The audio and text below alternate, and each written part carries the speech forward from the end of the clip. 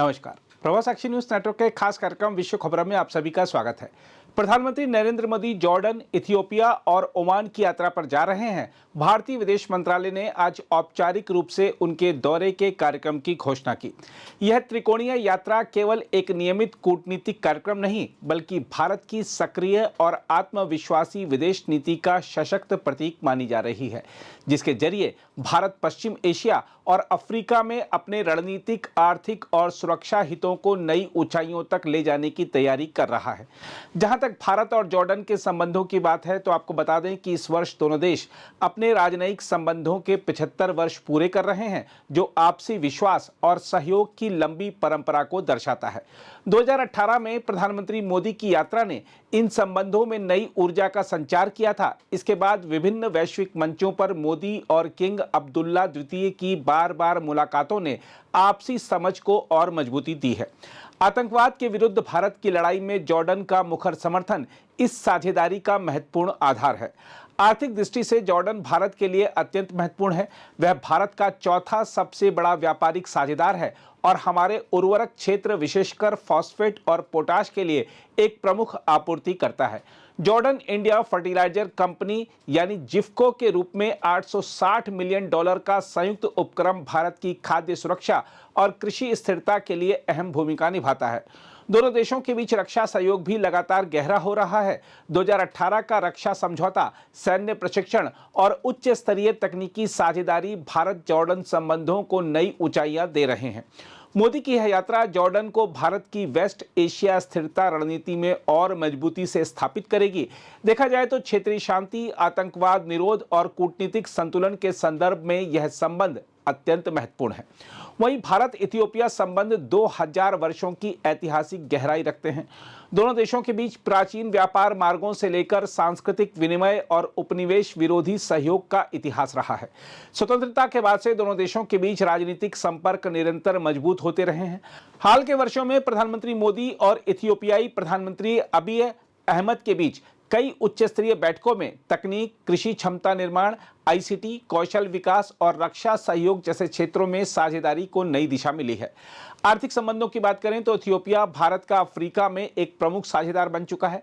675 से अधिक भारतीय कंपनियां इथियोपिया में $6.5 बिलियन से अधिक का निवेश कर चुकी हैं, विशेषकर विनिर्माण, वस्त्र, कृषि और फार्मा क्षेत्रों में। भारतीय दवाइयां इथियोपिया के स्वास्थ्य क्षेत्र की रीढ़ हैं, जबकि वहां से आयातित दालें और फ्लेक्स यॉर्न भारतीय बाजार में महत्वपूर्ण स्थान रखते हैं। भारतीय शिक्षकों, विशेषज्ञों और पेशेवरों ने इथियोपिया के विश्वविद्यालयों, औद्योगिक इकाइयों और प्रशासनिक संस्थानों में क्षमता निर्माण का उल्लेखनीय कार्य किया है। इथियोपिया अफ्रीका संघ का मुख्यालय होने के कारण भारत की अफ्रीका नीति में केंद्रीय भूमिका निभाता है। इस संदर्भ में मोदी की यात्रा स्पष्ट रूप से बताती है कि भारत अफ्रीका के विकास मॉडल का एक स्थायी साझेदार बनने को प्रतिबद्ध है। इसके अलावा भारत और ओमान के संबंध 5000 वर्षों की सांस्कृतिक निकटता और समुद्री व्यापार की परंपरा पर आधारित हैं। 2008 में इसे रणनीतिक साझेदारी का दर्जा दिया गया और आज यह भारत की पश्चिम एशिया नीति का मजबूत स्तंभ है। प्रधानमंत्री मोदी की 2018 की यात्रा ने इस संबंध को आधुनिक और बहुआयामी आयाम दिए। हम आपको बता दें कि ओमान भारत का सबसे करीबी रक्षा साझेदार है।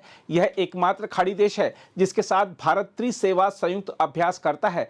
नौसैनिक सहयोग और सैन्य रसद पहुंच दोनों देशों को हिंद महासागर क्षेत्र में रणनीतिक बढ़त प्रदान करती है। आर्थिक क्षेत्र में भी ओमान का महत्व अत्यधिक है। 2024-25 में दोनों देशों के बीच द्विपक्षीय व्यापार $10 बिलियन से ऊपर पहुंच चुका है। 6000 से अधिक भारत ओमान संयुक्त उद्यम सक्रिय हैं। ऊर्जा, पेट्रोकेमिकल, ग्रीन हाइड्रोजन, इंफ्रास्ट्रक्चर और लॉजिस्टिक्स जैसे क्षेत्रों में भारतीय कंपनियां निर्णायक भूमिका निभा रही हैं। लगभग 6.7 लाख भारतीय नागरिक ओमान में रहते हैं और दोनों देशों के बीच मानवीय संबंधों का जीवंत पुल बनाते हैं। मोदी की यह यात्रा आने वाले वर्षों में सामरिक सहयोग, ऊर्जा सुरक्षा और आर्थिक निवेशों के नए आयाम खोलेगी। देखा जाए तो जॉर्डन, इथियोपिया और ओमान की यह त्रिकोणीय यात्रा भारत की विदेश नीति के उस नए युग का प्रत्यक्ष प्रमाण है, जिसमें भारत अब केवल अंतर्राष्ट्रीय घटनाओं का दर्शक नहीं, बल्कि निर्णायक शक्ति बन चुका है। मोदी सरकार की विदेश नीति 3 मुख्य आधारों पर टिकी है: पहली है सामरिक स्वायत्तता, यानी भारत किसी ब्लॉक का मोहरा नहीं, अपनी शर्तों पर साझेदारी करता है।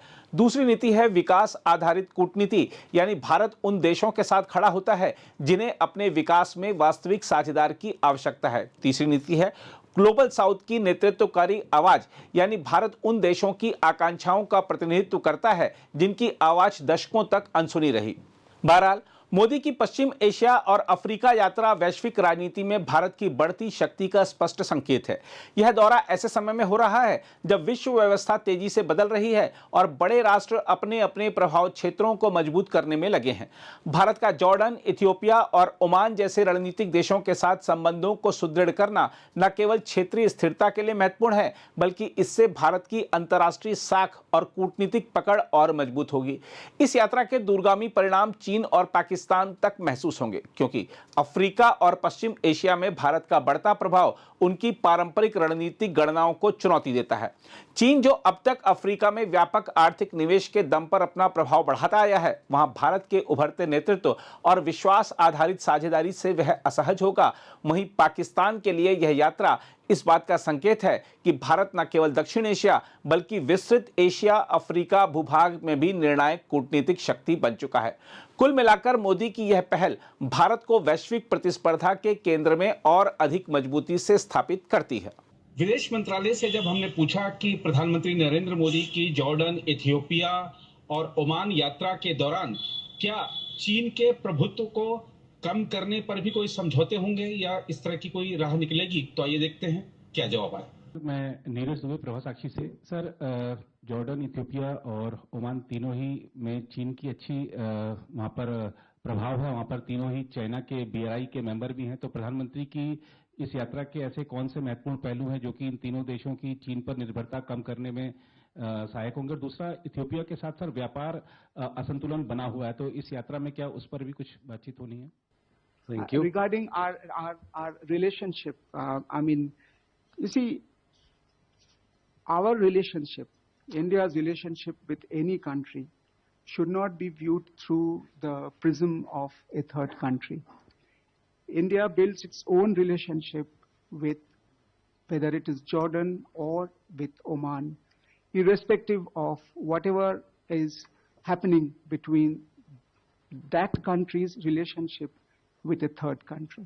So on this same principle, I would suggest that we would continue to develop our bilateral cooperation with Oman as well as Jordan.